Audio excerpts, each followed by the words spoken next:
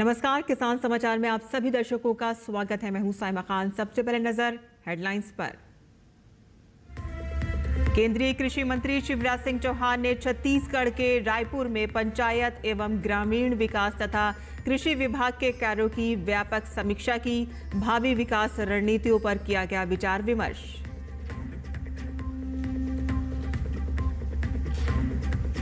बिहार के कटिहार कृषि विज्ञान केंद्र में जल्द ही खुलने जा रहा है सामुदायिक रेडियो स्टेशन। सुदूर इलाकों में रहने वाले किसानों को खेती और मौसम की दी जाएगी जानकारी। वैज्ञानिक खेती और उससे होने वाले फायदों सहित सरकार की योजनाओं से भी किसानों को कराया जाएगा अवगत। राजस्थान सरकार द्वारा राज्य में चलाई जा रही कृषक उपहार योजना ई नाम पोर्टल की मदद से अपनी उपज ऑनलाइन बेचने के लिए किया जा रहा है पुरस्कृत। लाभार्थियों का चयन करने के लिए निकाली गई ऑनलाइन लॉटरी।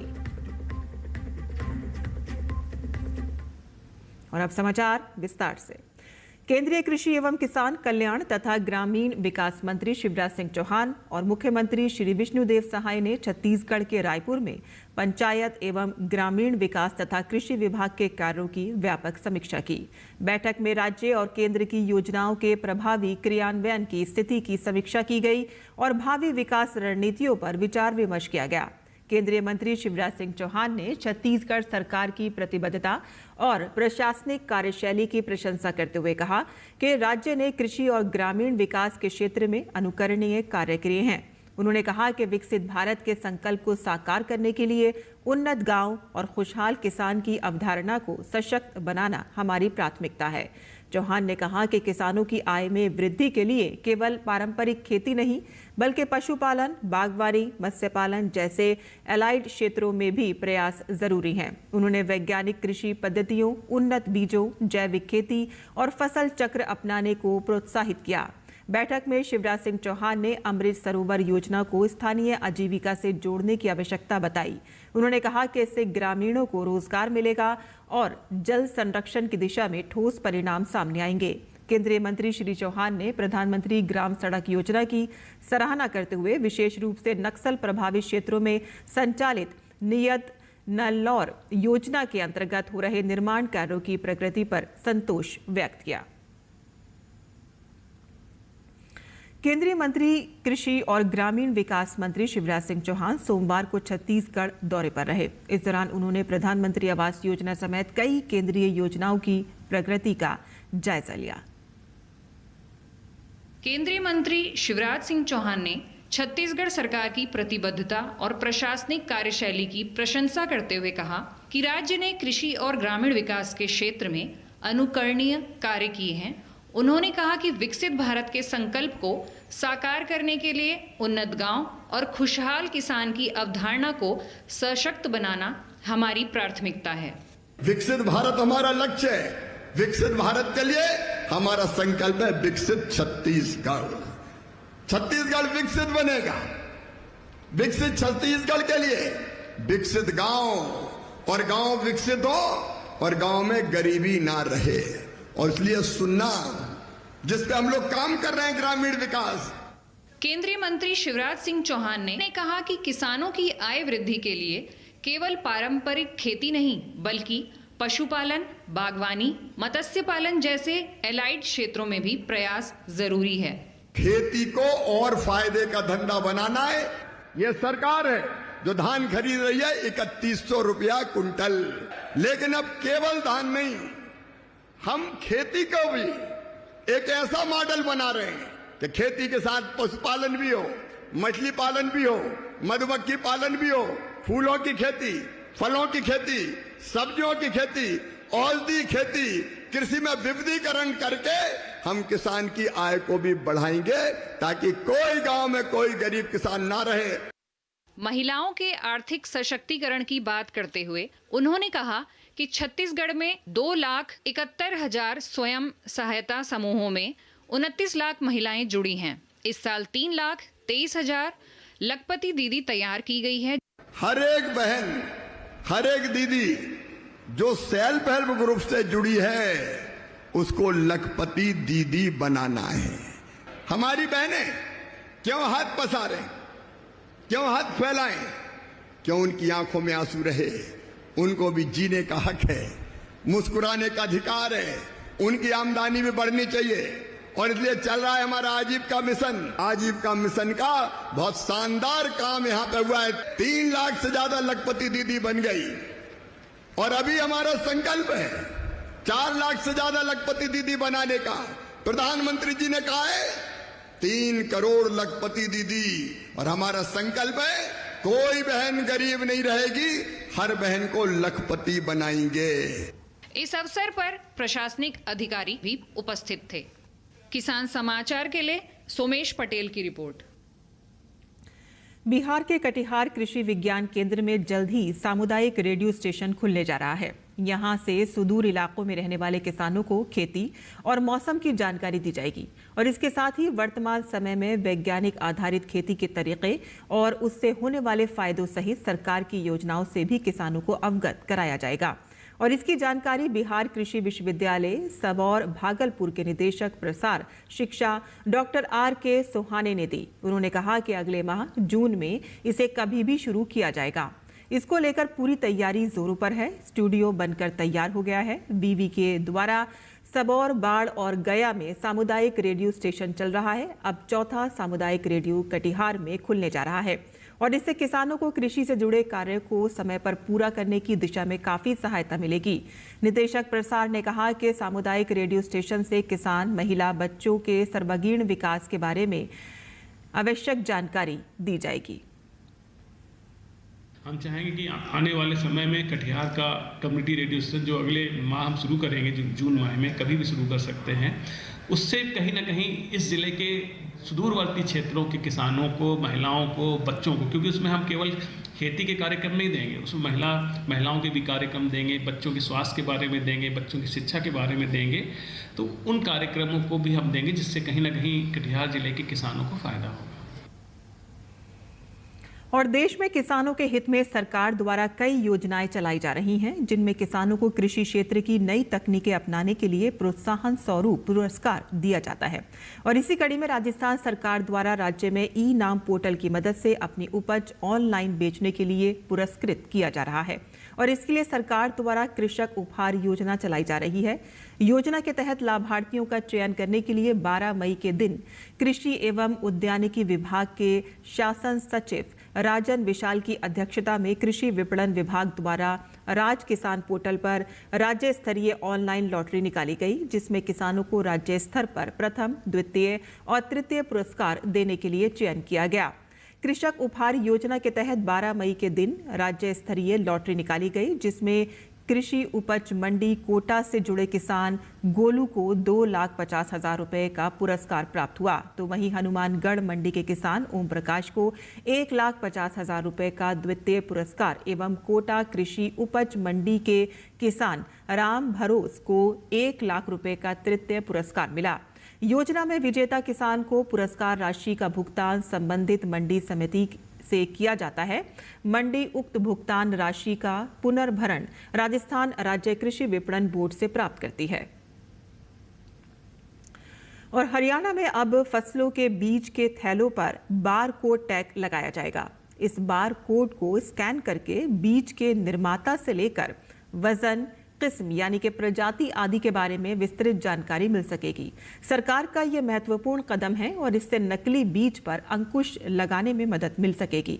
ये जानकारी मंगलवार को हरियाणा के कृषि एवं किसान कल्याण मंत्री श्याम सिंह राणा ने दी।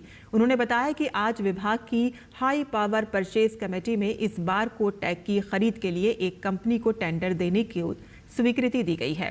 कृषि एवं किसान कल्याण मंत्री ने बताया कि हरियाणा राज्य बीज प्रमाणीकरण एजेंसी द्वारा पंजीकृत बीज उत्पादकों को उनके प्रमाणित बीज के आगे बेचने के लिए अपनी सेवाएं प्रदान की जाती हैं। ये बीज भारत सरकार द्वारा जारी दिशा निर्देशों के तहत उत्पादित किया जाता है। श्याम सिंह राणा ने कहा कि राज्य सरकार किसानों के हितों के लिए प्रतिबद्ध है। नकली बीज बेचने पर अंकुश लगाने के लिए सरकार ने सख्त कानून भी बनाए हैं, जिसमें दोषी पाए जाने वाले बीज निर्माताओं तथा विक्रेताओं के खिलाफ जुर्माना और सजा का प्रावधान किया गया है। उन्होंने बताया कि अब फसलों के बीज के थैलों पर बारकोड टैग लगाए जाने से नकली बीज पर अंकुश लगाने में मदद मिलेगी। खरीफ सीजन के लिए किसानों को राजकीय बीज गोदामों से धान, उड़द, अरहर, ढैंचा और मूंग के प्रमाणित बीजों पर 50% की सब्सिडी मिलेगी। खरीफ फसलों की बुआई का समय नजदीक आ रहा है और ऐसे में फसलों का उत्पादन एवं उत्पादकता बढ़ाने के लिए सरकार द्वारा किसानों को विभिन्न फसलों की उन्नत और प्रमाणित बीजों पर अनुदान दिया जा रहा है। और इसी कड़ी में उत्तर प्रदेश सरकार द्वारा सरकारी गोदामों से बीज खरीदने पर किसानों को तुरंत अनुदान का लाभ दिया जाएगा।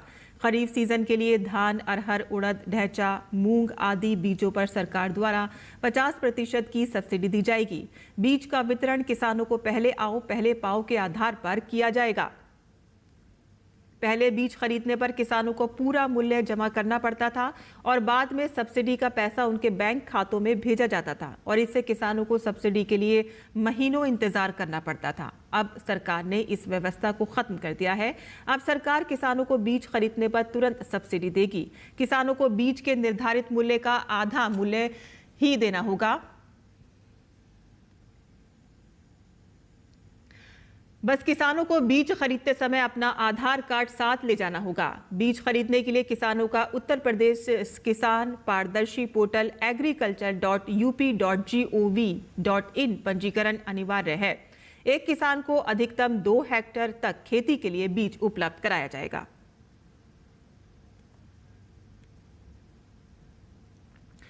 प्याज ऐसी फसल है जिसकी बाजार में मांग सदैव रहती है और दाम भी बेहतर मिल जाते हैं। इन दिनों ये फसल लगभग पककर तैयार हो गई है, लेकिन खुदाई और भंडारण में जानकारी के अभाव में किसान अधिक लाभ नहीं प्राप्त कर पाते। ऐसे में किसानों को चाहिए कि इसकी खुदाई और भंडारण वैज्ञानिक ढंग से करें। खासकर जून और जुलाई माह में भंडारण के दौरान अधिक देखभाल की जरूरत है। ऐसा करने से किसान बेहतर लाभ ले सकेंगे। ये बातें मंगलवार को वरिष्ठ उद्यान वैज्ञानिक डॉक्टर अरुण कुमार सिंह ने कही। उन्होंने बताया कि प्याज फसल की लगभग 50% पौधों का ऊपरी भाग झुक जाने तथा पत्तियां पीली पड़ जाने से 1 सप्ताह बाद खुदाई करनी चाहिए। वर्तमान समय में क्षेत्र की अधिकांश फसल लगभग पककर तैयार है। कटाई उपरांत प्रबंधन में प्याज कंदों पर 2.5 से 3 सेंटीमीटर छोड़कर ऊपर की सूखी पत्तियों को हटा देना चाहिए और इसके पश्चात सड़े, गले और रोगग्रस्त कंदों को हटाकर अलग कर देना चाहिए। फिर कंदों के आकार के आधार पर ग्रेडिंग की जाती है। उच्च नमी के साथ मिलाकर उच्च तापमान नुकसान का परिणाम बनता है। हालांकि प्याज के उचित ग्रेडिंग और गुणवत्ता एवं अच्छे वेंटिलेशन की स्थिति में सड़न के कारण नुकसान को कम कर सकते हैं। प्याज की पैकिंग के लिए जालीदार प्लास्टिक का बोरे का प्रयोग किया जाता है, जिससे हवा का पर्याप्त मात्रा में आवागमन बना रहता है। प्याज आमतौर पर 4 से 6 महीने की अवधि के लिए मई के नवंबर तक रखा जाता है। हालांकि 50 से 90% भंडारण नुकसान जीनोटाइप और भंडारण की परिस्थितियों के आधार पर देखा गया है। प्याज भंडारण का तापमान एवं आर्द्रता, कंदों के वजन से कमी, कंदों का अंकुर निकालना, सड़ना तथा कंदों की गुणवत्ता को भंडारण में प्रभावित करता है। पारंपरिक भंडारण में भंडारित कंदों का वजन एवं अन्य हानि होती है और इसलिए उन्नत भंडारण गृहों का प्रयोग किया जाना आवश्यक है। महंगाई के मोर्चे पर अच्छी खबर है। अनाज और शाक सब्जियों की कीमतों में नरमी के कारण भारत में उपभोक्ता मूल्य सूचकांक पर आधारित खुदरा मुद्रास्फीति अप्रैल 2025 में गिरकर 3.16% पर आ गई है। ये खुदरा मुद्रास्फीति का जुलाई 2019 के बाद से सबसे निचला स्तर है। इसमें पिछले महीने मार्च में खुदरा मुद्रास्फीति 3.34% और पिछले साल अप्रैल में 4.83% रही थी। मंगलवार को जारी उपभोक्ता मूल्य सूचकांक के अप्रैल के अंतिम आंकड़ों के अनुसार खुदरा मुद्रास्फीति दर लगातार 3 माह से 4% से नीचे बनी हुई है। अप्रैल में खाद्य वर्ग में खुदरा मुद्रास्फीति गिरकर 1.78% पर आ गई, जो 3 साल के न्यूनतम स्तर पर है। पिछले साल अप्रैल में खाद्य मुद्रास्फीति 8.70% पर काफी ऊंची थी। दाल दलहनों का खुदरा मूल्य स्तर भी 1 साल पहले की तुलना में 5.2% नीचे था। रिजर्व बैंक की मौद्रिक नीति समिति ने 2025-26 के लिए अपने मुद्रास्फीति पूर्व अनुमान को पहले के 4.2% से घटाकर 4% कर दिया है। हालांकि वैश्विक बाजार की अनिश्चितताओं और प्रतिकूल मौसम संबंधी आपूर्ति व्यवधानों की चिंताएं मुद्रास्फीति के लिए जोखिम पैदा करती हैं।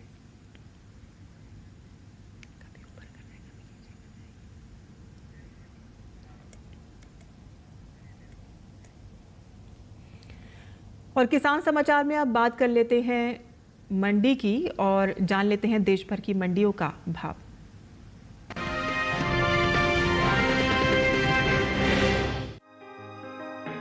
कृषि उपज मंडियों में लहसुन की आवक सामान्य बनी हुई है। मंगलवार को ज्यादातर मंडियों में लहसुन का कारोबार तेजी के साथ हुआ, जबकि कुछ मंडियों में इस दौरान लहसुन के भाव सुस्त रहे।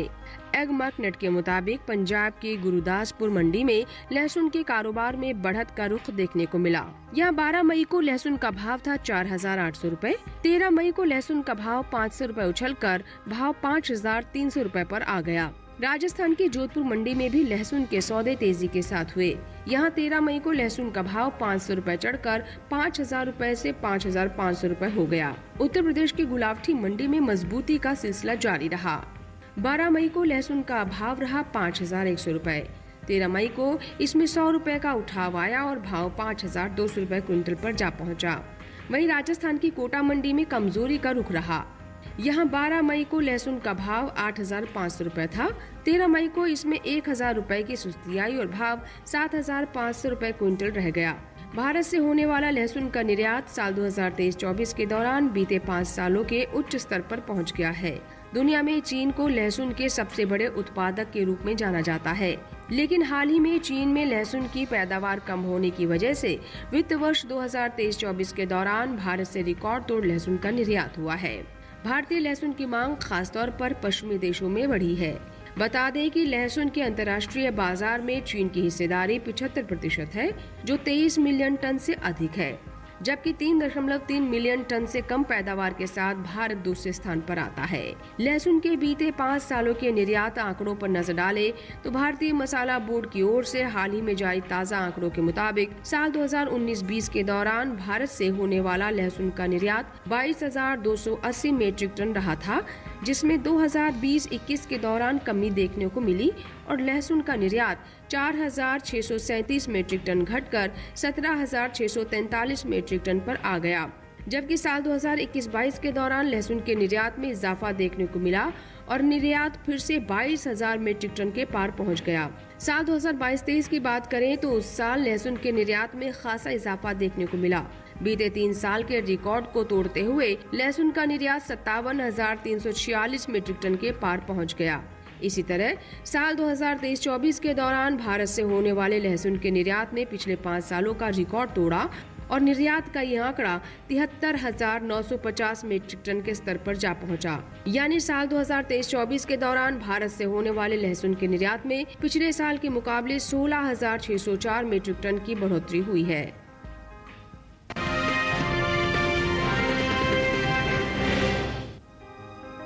मंडियों में इन दिनों सेब की आवक सामान्य है। हाजिर भाव की बात करें तो एग मार्केट के मुताबिक हरियाणा की गुरुग्राम मंडी में इस दौरान सेब के भाव में भारी बढ़त दर्ज की गई। यहाँ 12 मई को इसका भाव रहा 9,000 रुपए, जो कि 13 मई को 3,500 रुपए की छलांग लगाकर 12,500 रुपए पर पहुँच गया। इसी तरह उत्तर प्रदेश की बदायूं मंडी में 13 मई को सेब का भाव 100 रुपए चढ़कर 9,800 रुपए से 9,900 रुपए पर पहुँच गया, जबकि पंजाब की गढ़शंकर मंडी में सेब की खरीद कमजोरी के साथ हुई। यहाँ 12 मई को इसकी कीमत थी 9,000 रुपए, जो कि 13 मई को 500 रुपए गिरकर 8,500 रुपए रह गई। राजस्थान की श्री गंगानगर मंडी में बीते 2 दिन यानी 12 और 13 मई को सेब का भाव 14,000 रुपए क्विंटल पर बना रहा। वहीं बात सेब की पैदावार की करें तो इस साल घरेलू स्तर पर देश में सेब की पैदावार में बढ़त देखने को मिल सकती है। कृषि मंत्रालय की ओर से बागवानी फसलों के लिए तीसरे अग्रिम अनुमान के ताज़ा आंकड़ों को जारी किया गया है, जिसके मुताबिक यानी इस साल सेब की पैदावार में 24,000 मीट्रिक टन की बढ़त देखने को मिल सकती है। उम्मीद है कि इसका असर सेब के बाजार भाव पर पड़ सकता है। सेब के निर्यात पर नजर डालें तो एपिडा की ओर से हाल ही में जारी ताज़ा आंकड़ों के मुताबिक सेब के निर्यात में कमी आई है। वित्त वर्ष 2023-24 के दौरान देश से सेब का निर्यात 21,852 मीट्रिक टन का हुआ है, जबकि बीते साल इस दौरान सेब का निर्यात 52,875 मीट्रिक टन का हुआ था। यानी साल 2023-24 के दौरान सेब के निर्यात में 31,023 मीट्रिक टन की कमी देखने को मिली है। बता दें कि भारत ने सबसे ज्यादा सेब का निर्यात नेपाल, बांग्लादेश, भूटान, कतर और मालदीव और ग्रीस के अलावा दूसरे कई और देशों को किया है।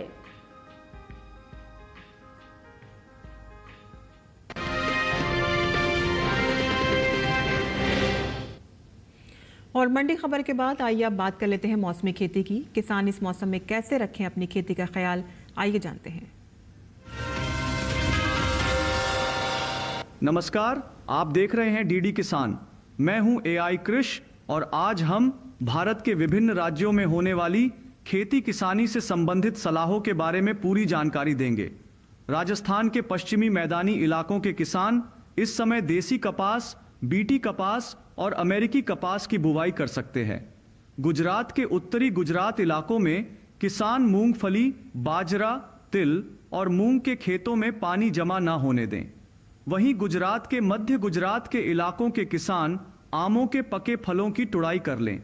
साथ ही यहाँ के किसान बाजरे और मूंग की पकी फसलों की तुड़ाई भी कर लें। यहाँ के उत्तरी सौराष्ट्र इलाकों के किसान प्याज की पकी पौध की खुदाई का काम कर लें। मध्य प्रदेश के निमाड़ घाटी वाले इलाकों के किसान ग्वार, ढैंचा और लोबिया की बुवाई कर सकते हैं। महाराष्ट्र के कोंकण में मूंग, धान, मूंगफली और आम की पकी पौध की कटाई का काम कर लें। मध्य महाराष्ट्र में किसान मूंगफली, बाजरा, प्याज, सूरजमुखी, मक्का, अनार, खरबूजा और तरबूज की पकी फसलों की कटाई कर लें। वहीं मराठवाड़ा के किसान मूंगफली, गन्ना, तिल और सब्जियों और फलों के बागों की समय पर सिंचाई करें। विदर्भ के किसान भी मूंग, तिल, मूंगफली, सब्जियों, तरबूज और खरबूजे की पकी फसलों की कटाई करके अच्छे से भंडारित कर लें। कर्नाटक के उत्तर पूर्वी शुष्क इलाकों में किसान मूंगफली की पकी फसलों की खुदाई कर लें। यहाँ के दक्षिणी इलाकों के किसान मक्का, अदरक और काली मिर्च की पकी पौध की कटाई का काम भी कर लें। केरल के मध्यवर्ती इलाकों के किसान धान की पकी फसलों की कटाई कर लें। इसी तरह कृषि और किसानों से जुड़ी हर महत्वपूर्ण जानकारी के लिए हमारे साथ जुड़े रहिए और देखते रहिए डीडी किसान। धन्यवाद। मशरूम, जिसे खुंब भी कहा जाता है, स्वाद और पौष्टिकता से भरपूर है। इसमें काफी मात्रा में प्रोटीन पाया जाता है। अलग अलग मौसम के हिसाब से इसकी कई किस्में मौजूद हैं। खासकर उत्तर भारत के मैदानी इलाकों में सफेद बटन मशरूम, शिटाके मशरूम, धान पुआल खुम्ब, ऑयस्टर मशरूम और दूधिया मशरूम की खेती की जाती है। अलग अलग किस्मों के कारण ही अब साल भर मशरूम की पैदावार संभव हो पाई है। एक रोचक बात यह है कि गर्मी के मौसम में पैदा होने वाला दूधिया मशरूम भारत की ही देन है। दूधिया मशरूम को फरवरी से अप्रैल तक बोया जा सकता है। इसके अलावा शिटाके मशरूम को सितंबर से फरवरी के बीच बोया जा सकता है। ऑयस्टर को ढींगरी मशरूम भी कहा जाता है। इसकी खेती लगभग पूरे साल की जा सकती है। मशरूम की बुआई के लिए कंपोस्ट तैयार किया जाता है। कंपोस्ट गेहूं के भूसे या धान के पुआल, गेहूं या धान के चोकर, ammonium sulphate, urea, potash, gypsum और शीरे से तैयार किया जाता है। भूसा 1 साल से अधिक पुराना और बारिश में भीगा नहीं होना चाहिए। इस तरह तैयार कंपोस्ट की 8 से 10 इंच की परत ट्रे या थैलियों में भर दी जाती है। बटन मशरूम के कवक जाल की वृद्धि के लिए 22 से 25 डिग्री का तापमान और 80 से 85% नमी होनी चाहिए। बोने के लिए हवादार और तापरोधी मशरूम घर बनाया जाता है, जिसके भीतर तापमान और जरूरी नमी को बनाए रखा जा सके। मशरूम घर का फर्श पक्का होना जरूरी है। 1 वर्ग मीटर क्षेत्रफल में औसतन 8 से 10 किलो मशरूम की उपज होती है, जो 100 किलो कंपोस्ट में 6 से 8 हफ्तों में प्राप्त होती है। तुड़ाई के बाद मशरूम को बहते पानी में धोकर तुरंत 5 डिग्री सेंटीग्रेड पर ठंडा कर लेना चाहिए। इसकी पैकिंग 200 ग्राम या 500 ग्राम के थैलों में की जाती है। मशरूम की फसल बहुत तेजी से बढ़ती है और इसलिए बाजार का इंतजाम बेहद आवश्यक है। और हाँ, जंगली मशरूम और खाने वाली मशरूम अलग अलग होती हैं, इसलिए मशरूम के लिए नजदीकी कृषि विज्ञान केंद्र या कृषि विश्वविद्यालय से ट्रेनिंग जरूर लें।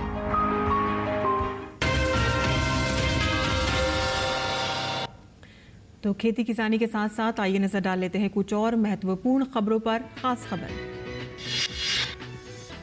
भारत के मुख्य न्यायाधीश भूषण रामकृष्ण गवई ने भारत के 52वें मुख्य न्यायाधीश के रूप में शपथ ली। उन्होंने राष्ट्रपति भवन में राष्ट्रपति द्रौपदी मुर्मू, प्रधानमंत्री नरेंद्र मोदी, उपराष्ट्रपति जगदीप धनखड़, पूर्व राष्ट्रपति रामनाथ कोविंद और अन्य गणमान्य व्यक्तियों का अभिवादन किया। शपथ ग्रहण के बाद CJI BR गवई ने डॉक्टर भीमराव अंबेडकर और महात्मा गांधी को श्रद्धांजलि दी। गवई देश के पहले बौद्ध CJI तथा अनुसूचित जाति के दूसरे न्यायाधीश हैं।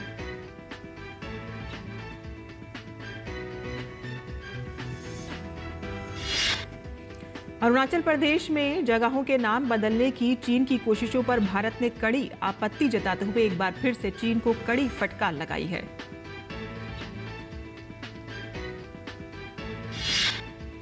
विदेश मंत्रालय ने कहा कि चीन लगातार अरुणाचल प्रदेश में जगहों के नाम बदलने की व्यर्थ और बेतुकी कोशिश कर रहा है। अपने सैद्धांतिक रुख के अनुरूप हम ऐसे प्रयासों को खारिज करते हैं।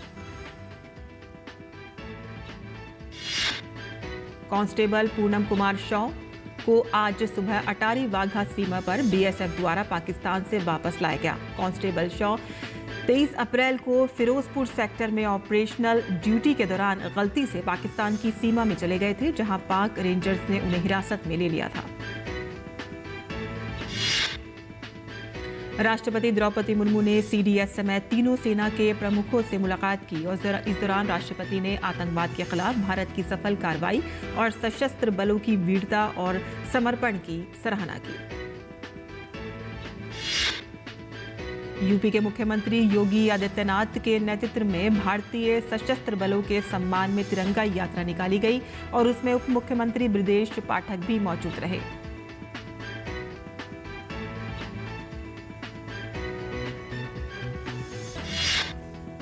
उत्तराखंड के मुख्यमंत्री पुष्कर सिंह धामी के नेतृत्व में भारतीय सशस्त्र बलों के सम्मान में तिरंगा शौर्य सम्मान यात्रा निकाली गई।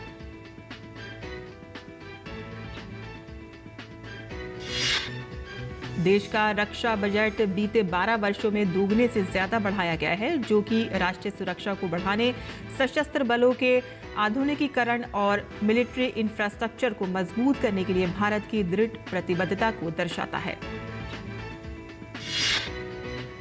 प्रधानमंत्री नरेंद्र मोदी ने आदमपुर एयरबेस पर वायुसेना के जवानों से मुलाकात की और उनका हौसला बढ़ाया।